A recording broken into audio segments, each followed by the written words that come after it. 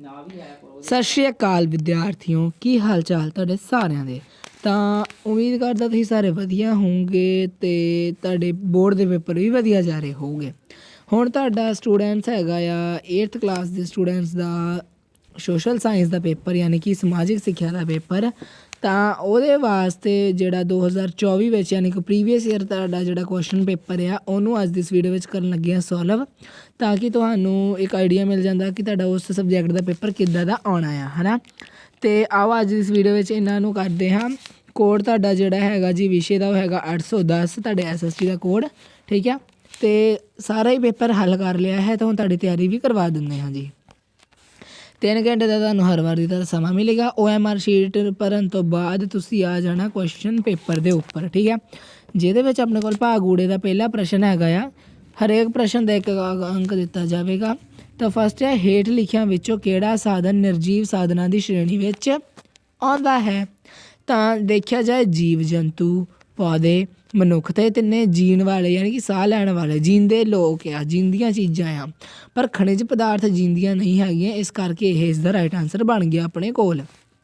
Second ਹੈਗਾ ਜਲੋੜ ਮਿੱਟੀ ਭਾਰਤ ਦੇ ਕਿੰਨੇ ਭਾਗ ਵਿੱਚ ਮਿਲਦੀ ਹੈ, ਯਾਨੀ ਕਿ ਕਿੰਨੇ ਪ੍ਰਤੀਸ਼ਤ ਵਿੱਚ ਮਿਲਦੀ ਆ। ਤਾਂ ਇਹਦਾ ਰਾਈਟ ਆਨਸਰ ਆ ਗਿਆ ਸੀ 45%। ਤੀਸਰਾ ਕੁਐਸਚਨ ਆ ਡੈਸ਼ ਊਰਜਾ ਦੇ ਨਵੇਂ ਸ਼ਕਤੀ ਸਾਧਨ ਵਿੱਚ ਸ਼ਾਮਿਲ ਹੈ, ਕੁਦਰਤੀ ਗੈਸ, ਪੈਟਰੋਲੀਅਮ, ਕੋਲਾ ਜਾਂ ਪੌਣ ਸ਼ਕਤੀ। ਤਾਂ ਨਵੀਂ ਜਿਹੜੀ ਸ਼ਕਤੀ ਆ ਊਰਜਾ ਦੀ ਉਹ ਕਿਹੜੀ ਆਈ ਬਈ, ਪੌਣ ਸ਼ਕਤੀ। ਆਪਣੇ ਕੋਲ ਚੌਥਾ ਕੁਐਸਚਨ ਆ ਮੱਕੀ ਤੋਂ ਕੀ ਤਿਆਰ ਕੀਤਾ ਜਾਂਦਾ ਆ। ਉਹ ਆਪਣੇ ਕੋਲ ਤਿਆਰ ਕੀਤਾ ਜਾਂਦਾ ਗਲੂਕੋਜ਼, ਅਲਕੋਹਲ ਅਤੇ ਸਟਾਰਚ। ਤਾਂ ਉਪਰੋਕਤ ਸਾਰੇ ਇਸ ਦਾ ਰਾਈਟ ਆਨਸਰ ਆਪਣੇ ਕੋਲ ਬਣ ਜਾਏਗਾ। ਫੋਰਥ ਕੁਐਸਚਨ ਹੈਗਾ ਆ ਲਾਵੇ ਦੀ ਧਰਤੀ ਉੱਪਰ ਬਾਹਰ ਆਉਣ ਦੀ ਕਿਰਿਆ ਨੂੰ ਕੀ ਕਹਿੰਦੇ ਆ। ਸੁਨਾਮੀ ਵੀ ਨਹੀਂ ਕਹਿੰਦੇ, ਉਹ ਪਾਣੀ ਨਾਲ ਸੰਬੰਧਿਤ ਹੁੰਦੀ ਆ। ਭੂਚਾਲ ਹੁੰਦੀ ਹੈ ਧਰਤੀ ਦੇ ਪਲੇਟਾਂ ਦੇ ਆਪਸ ਵਿੱਚ ਹਿੱਲਣ ਦੀ। ਚੱਕਰਵਾਤ ਹੁੰਦੀ ਹੈ ਤੂਫਾਨ ਦੇ ਆਉਣ ਦੀ, ਭਵੰਡਰ ਦੇ ਆਉਣ ਦੀ। ਅਤੇ ਜਵਾਲਾਮੁਖੀ ਇਸ ਦਾ ਰਾਈਟ ਆਨਸਰ ਆਪਣੇ ਕੋਲ ਆ ਗਿਆ, ਠੀਕ। ਫਿਰ ਆਪਣੇ ਕੋਲ ਨੈਕਸਟ ਕੁਐਸਚਨ ਆ ਕਿ ਕਿਸੇ ਮੁਗਲ ਬਾਦਸ਼ਾਹ ਨੇ ਈਸਟ ਇੰਡੀਆ ਕੰਪਨੀ ਨੂੰ 3000 ਸਾਲਾਨਾ ਕਰ ਦੇਣ ਦੇ ਬਦਲੇ ਬੰਗਾਲ, ਬਿਹਾਰ, ਉੜੀਸਾ ਵਿੱਚ ਬਿਨਾਂ ਕਰ ਦਿੱਤੇ ਵਪਾਰ ਕਰਨ ਲਈ ਰਿਆਇਤ ਦਿੱਤੀ ਸੀ ਤਾਂ ਫਰੁਖਸੀਅਰ ਨੇ। ਫਿਰ ਆਪਣੇ ਕੋਲ ਨੈਕਸਟ ਕੁਐਸਚਨ ਆ ਕਿ ਲਾਰਡ ਕਾਰਨਵਾਲਿਸ ਨੇ ਬੰਗਾਲ ਅਤੇ ਬਿਹਾਰ ਦੇ ਪ੍ਰਾਂਤ ਵਿੱਚ ਸਥਾਈ ਬੰਦੋਬਸਤ ਕਦੋਂ ਸ਼ੁਰੂ ਕੀਤਾ ਸੀ। 1793 ਈਸਵੀ ਵਿੱਚ। ਫਿਰ ਹੈਗਾ 1857 ਦਾ ਜਿਹੜਾ ਵਿਦਰੋਹ ਆ ਉਹਦਾ ਪਹਿਲਾ ਸ਼ਹੀਦ ਕੌਣ ਸੀ ਜੀ, ਉਹ ਸੀਗਾ ਆਪਣੇ ਕੋਲ ਮੰਗਲ ਪਾਂਡੇ। ਫਿਰ ਆਪਣੇ ਕੋਲ ਨੈਕਸਟ ਕੁਐਸਚਨ ਹੈਗਾ ਜੋਤੀਬਾ ਫੂਲੇ ਡੈਸ਼ ਦੇ ਮਹਾਨ ਸਮਾਜ ਸੁਧਾਰਕ ਸੀਗੇ। ਜੋਤੀਬਾ ਫੂਲੇ ਸੀਗੇ ਮਹਾਰਾਸ਼ਟਰ ਦੇ, ਠੀਕ ਆ। ਦੇਖੋ ਤੁਹਾਨੂੰ ਇਸਵੀਆਂ ਜਿਹੜੀਆਂ ਆ ਨਾ ਇਹ ਬਹੁਤ ਜ਼ਿਆਦਾ ਪੁੱਛੀਆਂ ਗਈਆਂ ਆ। ਤਾਂ ਇਹਦਾ ਮਤਲਬ ਇਹ ਆ ਕਿ ਤੁਹਾਨੂੰ ਕੁਐਸਚਨ ਦੇ ਵਿੱਚ MCQs ਕਹਿ ਲਓ ਜਾਂ ਜਿੱਥੇ ਵੀ ਕਿਸ ਚੀਜ਼ ਦੀ ਜ਼ਿਆਦਾ ਮਹੱਤਤਾ ਆ ਜਾਂ ਫਿਰ ਵੇਟੇਜ ਆ, ਤਾਂ ਉਹ ਤੁਹਾਡੀ ਹੈਗੀ ਸਟੂਡੈਂਟਸ ਇਸਵੀਆਂ ਦੀ। ਇਸ ਕਰਕੇ ਇਸਵੀਆਂ ਜਿੰਨੀਆਂ ਜ਼ਿਆਦੀਆਂ ਯਾਦ ਰੱਖ ਸਕਦੇ ਉਨਾ ਜ਼ਿਆਦਾ ਤੁਹਾਡਾ ਫਾਇਦਾ ਰਹੇਗਾ। ਥਰਡ ਆ ਇੰਡੀਅਨ ਨੈਸ਼ਨਲ ਕਾਂਗਰਸ ਦੀ ਸਥਾਪਨਾ ਕਦੋਂ ਹੋਈ। ਤਾਂ ਜਿਹੜੀ ਆਪਣੇ ਕੋਲ ਇੰਡੀਅਨ ਨੈਸ਼ਨਲ ਕਾਂਗਰਸ ਹੈ ਇਹਦੀ ਹੋਈ ਸੀ 28 ਸਤੰਬਰ 1885 ਬੰਬਈ ਵਿੱਚ। ਅਤੇ ਇਹ ਸਭ ਤੋਂ ਜਿਹੜੀ ਆ ਪਹਿਲੀ ਆਪਣੀ ਸਰਕਾਰ ਆਈ ਸੀਗੀ, ਠੀਕ ਆ। ਫਿਰ ਹੈਗਾ ਆ ਮਹਾਤਮਾ ਗਾਂਧੀ ਨੇ ਅੰਗਰੇਜ਼ਾਂ ਸਰਕਾਰ ਖਿਲਾਫ ਅੰਦੋਲਨ ਕਦੋਂ ਸ਼ੁਰੂ ਕੀਤਾ ਸੀ। ਤਾਂ 1942 ਈਸਵੀ ਦੇ ਵਿੱਚ। ਮੈਂ ਕਿਹਾ ਸੀ ਨਾ ਇਸਵੀਆਂ ਬਹੁਤ ਵਾਰ ਆਈਆਂ ਆ ਅਤੇ ਬਹੁਤ ਜ਼ਿਆਦੀਆਂ ਇਸਵੀਆਂ ਆਈਆਂ ਆ। ਤਾਂ ਇਸਵੀਆਂ ਤਾਂ ਆਪ ਲੋਕਾਂ ਨੇ ਛੱਡਣੀਆਂ ਹੀ ਨਹੀਂ ਹੈ, ਠੀਕ ਹੈ ਜੀ। ਨੈਕਸਟ ਹੈ ਸੰਵਿਧਾਨ ਸਭਾ ਦੀ ਮਸੌਦਾ ਕਮੇਟੀ ਦੇ ਪ੍ਰਧਾਨ ਕੌਣ ਸਨ। ਰਾਜਿੰਦਰ ਪ੍ਰਸਾਦ ਤਾਂ ਪਹਿਲੇ ਪ੍ਰਧਾਨ ਮੰਤਰੀ ਸੀ। ਮਹਾਤਮਾ ਗਾਂਧੀ ਕੋਈ ਹੋਰ ਸੀਗੇ। ਪੰਡਿਤ ਜਵਾਹਰ ਲਾਲ ਨਹਿਰੂ ਪਹਿਲੇ ਪ੍ਰਧਾਨ ਮੰਤਰੀ ਸੀਗੇ ਅਤੇ ਡਾਕਟਰ ਰਾਜਿੰਦਰ ਪ੍ਰਸਾਦ ਪਹਿਲੇ ਰਾਸ਼ਟਰਪਤੀ ਸੀਗੇ। ਪਰ ਉਹਨਾਂ ਨੇ ਪ੍ਰਧਾਨ ਕਿਹਦਾ ਪੁੱਛਿਆ, ਮਸੌਦਾ ਕਮੇਟੀ ਦਾ। ਤਾਂ ਉਹ ਕੀ ਹੈ, ਡਾਕਟਰ ਭੀਮ ਰਾਓ ਅੰਬੇਦਕਰ। ਫਿਰ ਹੈਗਾ ਸਟੂਡੈਂਟਸ ਆਪਣੇ ਕੋਲ ਨੈਕਸਟ ਕੁਐਸਚਨ ਕਿ ਪੰਜਾਬ ਵਿੱਚ ਰਾਜ ਸਭਾ ਲਈ ਕਿੰਨੇ ਮੈਂਬਰ ਜੰਮਦੇ ਆ। ਤਾਂ ਰਾਜ ਸਭਾ ਲਈ ਜਾਂਦੇ ਆ ਕਿੰਨੇ ਆਪਣੇ ਕੋਲ 7, ਠੀਕ ਹੈ। ਫਿਰ ਆਪਣੇ ਕੋਲ ਹੈ ਅਤੇ ਜੇ ਇੱਥੇ ਪੁੱਛ ਲੈਣ ਵਿਧਾਨ ਸਭਾ ਦੇ ਤਾਂ ਉਹ ਤੁਸੀਂ ਯਾਦ ਰੱਖਣਾ 117। ਫਿਰ ਨੈਕਸਟ ਕੁਐਸਚਨ ਹੈ ਸੁਪਰੀਮ ਕੋਰਟ ਨੂੰ ਵਿਸ਼ੇਸ਼ ਅਧਿਕਾਰ ਸੰਵਿਧਾਨ ਦੀ ਕਿਸ ਧਾਰਾ ਦੇ ਅਧੀਨ ਦਿੱਤੇ ਗਏ। ਧਾਰਾ 136। ਪੜ੍ਹੋ ਸਾਰੇ ਵਧੋ ਸਾਰੇ ਉਦੇਸ਼ ਦਾ ਜਿਹੜਾ ਲੋਗੋ ਆ ਇਹ ਕਿਸ ਚੀਜ਼ ਦਾ ਆ, ਇਹ ਹੈਗਾ ਆਪਣੇ ਕੋਲ ਸਰਵ ਸਿੱਖਿਆ ਅਭਿਆਨ ਦਾ।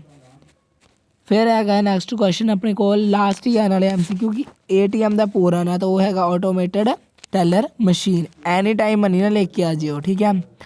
ਭਾਗ ਐੜਾ ਸ਼ੁਰੂ ਕਰ ਦਿੰਦੇ ਆ। ਇਹਦੇ ਵਿੱਚ ਆਪਣੇ ਕੋਲ ਖਾਲੀ ਥਾਵਾਂ ਆ ਜਿਹਦੇ ਵਿੱਚ ਆਪਣੇ ਕੋਲ ਫਸਟ ਹੈ ਡੈਸ਼ ਬੈਂਕਾਂ ਦੀ ਮਲਕੀਅਤ ਅਤੇ ਕੰਟਰੋਲ ਸਰਕਾਰ ਹੁੰਦਾ ਹੈ, ਹੱਥ ਹੁੰਦੀ ਆ ਪਬਲਿਕ ਸੈਕਟਰ ਬੈਂਕ।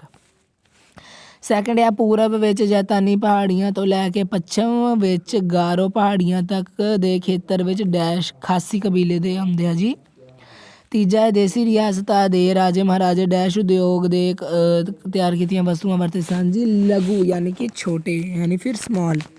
ਫਿਰ ਹੈਗਾ ਸੰਵਿਧਾਨ ਦੀ 42ਵੀਂ ਸੋਧ ਨਾਲ ਕਿਹੜੇ ਕਿਹੜੇ ਸ਼ਬਦ ਹੈ ਜੀ। ਧਰਮ ਨਿਰਪੱਖ, ਸਮਾਜਵਾਦ, ਧਰਮ ਨਿਰਪੱਖ, ਠੀਕ ਹੈ ਜੀ, ਇਹ ਸਾਰੇ ਸ਼ਬਦ ਆਏ ਸੀਗੇ। ਫਿਰ ਸਹੀ ਗਲਤ ਆ। ਐਂਥਰੇਸਾਈਟ ਕੋਲੇ ਦੀ ਸਭ ਤੋਂ ਵਧੀਆ ਕਿਸਮ ਹੁੰਦੀ ਹੈ, ਸੋ ਇਹ ਆਪਣੇ ਕੋਲ ਬਿਲਕੁਲ ਸਹੀ ਸਟੇਟਮੈਂਟ ਹੈ, ਠੀਕ ਆ। ਸੈਕਿੰਡ ਹੈ ਮੈਰੀਨਾ ਬੀਚ ਸਮੁੰਦਰੀ ਕਿਨਾਰਾ 10 ਕਿਲੋਮੀਟਰ ਲੰਬਾ ਹੈ, ਗਲਤ ਸਟੇਟਮੈਂਟ ਹੈ। ਤੀਜੀ ਹੈ ਨਿਆਂਪਾਲਿਕਾ ਮੌਲਿਕ ਅਧਿਕਾਰ ਦੀ ਰੱਖਿਆ ਕਰਦੀ ਹੈ, ਇਹ ਵੀ ਆਪਣੇ ਕੋਲ ਸਹੀ ਆ। ਲਾਸਟ ਹੈ ਆਪਣੇ ਕੋਲ ਸੰਵਿਧਾਨ ਅਨੁਸਾਰ ਧਰਮ, ਜਾਤ, ਰੰਗ, ਨਸਲ ਦੇ ਆਧਾਰ 'ਤੇ ਭੇਦਭਾਵ ਕੀਤਾ ਜਾ ਸਕਦਾ ਹੈ, ਅਤੇ ਆਪਣੇ ਕੋਲ ਗਲਤ ਆ, ਠੀਕ ਆ। ਫਿਰ ਆਪਣੇ ਕੋਲ ਆ ਜੀ ਹੇਠ ਲਿਖੇ ਪ੍ਰਸ਼ਨਾਂ ਦੇ ਉੱਤਰ ਇੱਕ ਸ਼ਬਦ ਦਾ ਇੱਕ ਵਾਕ ਦੇ ਵਿੱਚ ਦਿਓ। ਸੋ ਇਹ ਆਪਣੇ ਕੋਲ ਹੈ ਸਮੁੰਦਰਾਂ ਤੋਂ ਸਾਨੂੰ ਕੀ ਕੁਝ ਪ੍ਰਾਪਤ ਹੁੰਦਾ ਹੈ, ਤਾਂ ਸਮੁੰਦਰਾਂ ਤੋਂ ਸਾਨੂੰ ਖਣਿਜ, ਮੱਛੀਆਂ, ਇੱਦਾਂ ਦੀਆਂ ਚੀਜ਼ਾਂ ਪ੍ਰਾਪਤ ਹੁੰਦੀਆਂ ਹੈ। ਆਫਤ ਕਿਸ ਨੂੰ ਕਹਿੰਦੇ ਆ। ਨੈਕਸਟ ਹੈਗਾ ਆ ਭਾਰਤ ਵਿੱਚ ਸਭ ਤੋਂ ਪਹਿਲਾਂ ਛਾਪਾਖਾਨਾ ਕਦੋਂ ਸ਼ੁਰੂ ਕੀਤਾ ਗਿਆ। ਨੈਕਸਟ ਹੈ ਭਾਸ਼ਾਵਾਦ ਤੋਂ ਕੀ ਭਾਵ, ਤੁਸੀਂ ਕੀ ਸਮਝਦੇ ਹੋ। ਫਿਰ ਭਾਗ ਈ ਡੀ ਸ਼ੁਰੂ ਹੋ ਜਾਣਾ, ਜਿਹਦੇ ਸਾਰੇ ਪ੍ਰਸ਼ਨ ਲਾਜ਼ਮੀ ਹਨ, ਹਰੇਕ ਪ੍ਰਸ਼ਨ ਦੇ 2 ਅੰਕ ਦਿੱਤੇ ਜਾਣਗੇ ਜੀ। ਤਾਂ ਪਹਿਲਾਂ ਹੈ ਸਾਧਨ ਦੀ ਸਹੀ ਸਾਰ ਸੰਭਾਲ, ਸਾਂਭ ਸੰਭਾਲ ਹੋਣਾ ਸੀ। ਸਾਂਭ ਸੰਭਾਲ ਕਿਵੇਂ ਕੀਤੀ ਹੋ ਸਕਦੀ ਹੈ। ਫਿਰ ਹੈ ਰੇਸ਼ੇ ਦੀ ਲੰਬਾਈ ਦੇ ਆਧਾਰ 'ਤੇ ਕਪਾਹ ਦੀਆਂ ਕਿੰਨੀਆਂ ਕਿਸਮਾਂ ਹੁੰਦੀਆਂ ਹੈ। ਥਰਡ ਆ ਪੁਸਤਕ ਇਤਿਹਾਸ ਸਰੋਤ ਦੇ ਰੂਪ ਵਿੱਚ ਸਾਡੀ ਕਿਵੇਂ ਸਹਾਇਤਾ ਕਰਦੇ ਹਨ। ਨਾਮਧਾਰੀ ਅੰਦੋਲਨ ਦੀ ਸਥਾਪਨਾ ਕਦੋਂ, ਕਿੱਥੇ ਅਤੇ ਕਿਸ ਦੁਆਰਾ ਕੀਤੀ। ਪੰਜਵਾਂ ਆ ਭਾਰਤ 'ਚ ਨਿਆਂਪਾਲਿਕਾ ਨੂੰ ਸੁਤੰਤਰ ਨਿਰਪੱਖ ਕਿਵੇਂ ਬਣਾਇਆ ਗਿਆ। ਫਿਰ ਆ ਸੰਸਦ ਸਰਕਾਰ ਜਿਹੜੀ ਆ ਇਹਦੀ ਪ੍ਰਮੁੱਖ ਵਿਸ਼ੇਸ਼ਤਾਵਾਂ। ਭਾਗ ਸੱਸੇ ਦੇ ਵਿੱਚ ਤੁਹਾਡੇ ਕੋਲ 5 ਅੰਕ ਦੇ ਕੁਐਸਚਨ ਹੈ, ਜਿਹਦੇ ਵਿੱਚ ਫਸਟ ਆ ਮਿੱਟੀ ਦੀ ਸਾਰ ਸੰਭਾਲ ਕਿਵੇਂ ਕੀਤੀ ਜਾ ਸਕਦੀ ਹੈ। ਫਿਰ ਭੂਚਾਲ ਆਫਤ ਪ੍ਰਬੰਧ ਵਿੱਚ ਸਾਨੂੰ ਕਿਹੜੀਆਂ ਗੱਲਾਂ ਦਾ ਧਿਆਨ ਰੱਖਣਾ ਚਾਹੀਦਾ ਹੈ। ਫਿਰ ਹੈ ਈਸਟ ਇੰਡੀਆ ਐਕਟ 'ਤੇ ਨੋਟ ਲਿਖੋ, ਜਾਂ ਫਿਰ ਆਧੁਨਿਕ ਸਿੱਖਿਆ ਪ੍ਰਣਾਲੀ ਸਵਾਮੀ ਦਇਆਨੰਦ ਸਰਸਵਤੀ ਦਾ ਯੋਗਦਾਨ। ਫਿਰ ਹੈ ਜੋਤੀਬਾ ਫੁੱਲੇ ਨੇ ਨੀਵੇਂ ਜਾਤੀ ਦੇ ਲੋਕਾਂ ਦੀ ਹਾਲਤ ਸੁਧਾਰਨ ਲਈ ਕਿਹੜੇ ਕਾਰਜ ਕੀਤੇ, ਜਾਂ ਫਿਰ ਗੁੱਟ ਨਿਰਲੇਪ ਅੰਦੋਲਨ 'ਤੇ ਨੋਟ ਲਿਖੋ। ਫਿਰ ਆ ਜੀ ਸਿੱਖਿਆ ਦੇ ਅਧਿਕਾਰ 'ਤੇ ਸੰਖੇਪ ਨੋਟ ਲਿਖੋ, ਜਾਂ ਫਿਰ ਹੈਗਾ ਭਾਰਤ ਦੀ ਸੰਸਦੀ ਪ੍ਰਣਾਲੀ ਹੀ ਕਿਉਂ ਲਾਗੂ ਕੀਤੀ ਗਈ। ਫਿਰ ਸਰੋਤ ਆਧਾਰਿਤ ਪ੍ਰਸ਼ਨ ਨੇ, ਜਿਹਦਾ ਕਿ ਪਹਿਲੇ ਤੋਂ ਹੀ ਕੁਐਸਚਨ ਪੜ੍ਹ ਲੈਣੇ, ਫਿਰ ਆਨਸਰ ਦੇਣੇ। ਫਸਟ ਹੈ ਕਾਲੀ ਮਿੱਟੀ ਵਿੱਚ ਕਿਹੜੇ ਕਿਹੜੇ ਤੱਤ ਜ਼ਿਆਦਾ ਮਾਤਰਾ ਵਿੱਚ ਪਾਏ ਜਾਂਦੇ ਆ। ਤਾਂ ਹੁਣ ਅਸੀਂ ਪੜ੍ਹਨਾ ਕਾਲੀ ਮਿੱਟੀ ਵਿੱਚ ਨਾਈਟ੍ਰੋਜਨ, ਫਾਸਫੋਰਸ, ਜੀਵਾਂਸ਼ ਦੀ ਘਾਟ ਹੁੰਦੀ ਆ, ਪਰ ਲੋਹਾ, ਐਲੂਮੀਨੀਅਮ, ਪੋਟਾਸ਼, ਮੈਗਨੀਸ਼ੀਅਮ ਜਿਹੇ ਤੱਤ ਭਾਰੀ ਮਾਤਰਾ ਵਿੱਚ ਹੁੰਦੇ ਆ। ਤਾਂ ਆਪਣੇ ਕੋਲ ਇੱਥੋਂ ਦੀ ਆ ਸੈਕਿੰਡ ਲਾਈਨ ਜਿਹੜੀ ਆ ਫਸਟ ਕੁਐਸਚਨ ਦਾ ਆਨਸਰ ਮਿਲ ਗਿਆ। ਫਿਰ ਆਪਣੇ ਕੋਲ ਸੈਕਿੰਡ ਹੈ ਕਾਲੀ ਮਿੱਟੀ ਦਾ ਨਿਰਮਾਣ ਕਿਵੇਂ ਹੁੰਦਾ ਹੈ, ਇਹ ਵੀ ਲੱਭਣਾ ਪੈਣਾ ਆ। ਤਾਂ ਜਿਹੜੀ ਆ ਇਹ ਲੋਹੇ ਦੀ ਤੁਸੀਂ ਲੱਭਣਾ ਹੈ ਇਹਦੇ ਵਿੱਚੋਂ, ਠੀਕ ਹੈ, ਇਹ ਤੁਹਾਨੂੰ ਇਹਦੇ ਵਿੱਚੋਂ ਹੀ ਆਨਸਰ ਮਿਲ ਜਾਣੇ ਆ, ਠੀਕ ਹੈ। ਤਾਂ ਉਹਨਾਂ ਨੇ ਕਾਲੀ ਮਿੱਟੀ ਦਾ ਨਿਰਮਾਣ ਪੁੱਛਿਆ ਸੀਗਾ ਆਪਣੇ ਕੋਲੋਂ। ਤਾਂ ਕਾਲੀ ਮਿੱਟੀ ਦਾ ਜਿਹੜਾ ਨਿਰਮਾਣ ਵਾਲਾ ਆਨਸਰ ਆ ਇਹ ਪੈਰੇ ਦੀ ਤੁਹਾਨੂੰ ਕਿਹੜੀ ਲਾਈਨ ਵਿੱਚ ਮਿਲੂਗਾ ਦੇਖਦੇ ਹਾਂ। ਤਾਂ ਸੋ ਜੇ ਤੁਸੀਂ ਧਿਆਨ ਨਾਲ ਪੜ੍ਹੋ ਤਾਂ ਇਹ ਦੇਖੋ, ਇਹ ਮਿੱਟੀ ਜਵਾਲਾਮੁਖੀ ਲਾਵੇ ਦੇ ਫਟਣ ਤੋਂ ਬਾਅਦ, ਅੱਗ ਦੀਆਂ ਚਟਾਨਾਂ ਦੇ ਟੁੱਟਣ ਤੋਂ ਬਾਅਦ ਬਣਦੀ ਹੈ। ਇਸ ਵਿੱਚ ਲੋਹਾ, ਐਲੂਮੀਨੀਅਮ ਦੀ ਮਾਤਰਾ ਜ਼ਿਆਦਾ ਹੁੰਦੀ ਹੈ, ਇਸ ਕਰਕੇ ਇਸ ਦਾ ਰੰਗ ਕਾਲਾ ਹੁੰਦਾ ਹੈ। ਤਾਂ ਕਾਲੀ ਮਿੱਟੀ ਵੀ ਤਾਂ ਕਾਲੀ ਹੁੰਦੀ ਆ, ਹੈ ਨਾ। ਅਤੇ ਤੁਸੀਂ ਇਸ ਦਾ ਆਨਸਰ ਲਿਖ ਦੇਣਾ ਆ, ਇਹ ਲਾਈਨ ਆਨਸਰ ਲਿਖ ਦੇਣੀ ਆ 2 ਦੇ ਵਿੱਚ, ਕਿ ਉਹਦਾ ਜਨਮ ਕਿਵੇਂ ਹੁੰਦਾ ਆ, ਹੈ ਨਾ, ਨਿਰਮਾਣ ਕਿਵੇਂ ਹੁੰਦਾ ਆ। ਥਰਡ ਲਿਖ ਦੇਣਾ ਕਾਲੀ ਮਿੱਟੀ ਵਿੱਚ ਜਿਹੜੀਆਂ ਫਸਲਾਂ ਉਗਾਈਆਂ ਜਾਂਦੀਆਂ ਨੇ। ਤਾਂ ਤੁਸੀਂ ਦੇਖੋ ਕਿ ਗੰਨਾ, ਅਲਸੀ, ਸੂਰਜਮੁਖੀ, ਬਾਜਰਾ, ਕਪਾਹ ਜਿਹੀਆਂ ਫਸਲਾਂ ਆ ਜਿਹੜੀਆਂ ਕਿ ਕਾਲੀ ਮਿੱਟੀ ਵਿੱਚ ਉਗਾਈਆਂ ਜਾਂਦੀਆਂ ਆ। ਇਹ ਆਪਣੇ ਕੋਲ 3 ਲਿਖ ਲਓ, ਯਾਨੀ ਕਿ ਥਰਡ ਦਾ ਆਨਸਰ। ਫੋਰਥ ਹੈ ਕਾਲੀ ਮਿੱਟੀ ਨੂੰ ਹੋਰ ਕਿਹੜੇ ਨਾਵਾਂ ਨਾਲ ਜਾਣਿਆ ਜਾਂਦਾ ਹੈ, ਇਹ ਸਾਨੂੰ ਲੱਭਣਾ ਪੈਣਾ ਜੀ। ਤਾਂ ਇਸ ਨੂੰ ਬਲਾਸਟ ਅਤੇ ਚੀਕਣੀ ਮਿੱਟੀ ਦੇ ਅੰਸ਼ ਜ਼ਿਆਦਾ ਹੋਣ ਕਰਕੇ ਇਸ ਨੂੰ ਰੇਗਰੂ ਮਿੱਟੀ ਵਜੋਂ ਵੀ ਜਾਣਿਆ ਜਾਂਦਾ ਹੈ, ਠੀਕ ਹੈ। ਰੇਗਰੂ ਮਿੱਟੀ ਆ ਜਾਣਾ ਇਸ ਦਾ ਆਨਸਰ, ਰੇਗਰੂ, ਠੀਕ ਹੈ। ਫਿਰ ਆਪਣੇ ਕੋਲ ਕਾਲੀ ਮਿੱਟੀ ਦਾ ਰੰਗ ਕਾਲਾ ਹੋਣ ਦਾ ਕੀ ਕਾਰਨ ਹੈ। ਤਾਂ ਇਹ ਉਹੀ ਲਾਈਨ ਆ ਜਾਣੀ ਜਿਹੜੀ ਆਪਾਂ ਸ਼ੁਰੂ ਵਿੱਚ ਲਿਖੀ ਸੀ, ਕਿ ਇਹ ਜਵਾਲਾਮੁਖੀ ਦੇ ਟੁੱਟਣ ਫਟਣ ਕਾਰਨ ਬਣੀਆਂ, ਜਿਸ ਕਰਕੇ ਇਹ ਕਾਲਾ ਹੁੰਦਾ ਆ, ਠੀਕ।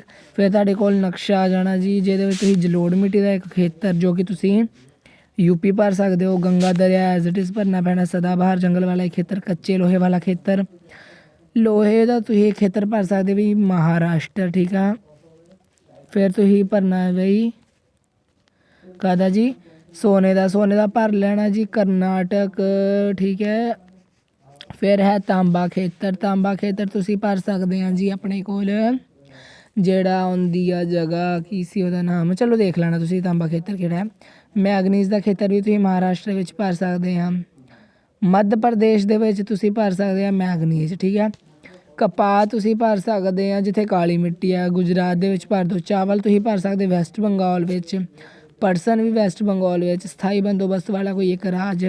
ਸੂਤੀ ਕਪੜਾ ਵੀ ਗੁਜਰਾਤ ਵਿੱਚ ਭਰ ਦੇਣਾ ਚਾਹਦਾ। ਪਹਿਲਾ ਬਾਗ ਇਹ ਵੀ ਦੇਖ ਲੈਣਾ, ਅਸਾਮ ਹੋਣਾ ਵੈਸੇ ਇਹਦਾ ਆਨਸਰ। ਮਰੀਨਾ ਬੀਚ ਅਤੇ ਗੇਟ ਆਫ ਇੰਡੀਆ। ਅਤੇ ਇਹਦੇ ਨਾਲ ਹੀ ਜਿਹੜਾ ਤੁਹਾਡਾ ਪੇਪਰ ਆ ਇਹ ਇੱਥੇ ਹੁੰਦਾ ਆ ਕੰਪਲੀਟ। ਲਾਸਟ ਤੁਹਾਡਾ ਇਹ ਮੈਪ ਹੀ ਸੀਗਾ। ਤਾਂ ਆਲ ਦਾ ਵੈਰੀ ਬੈਸਟ ਫੋਰ ਯੋਰ ਪੇਪਰ।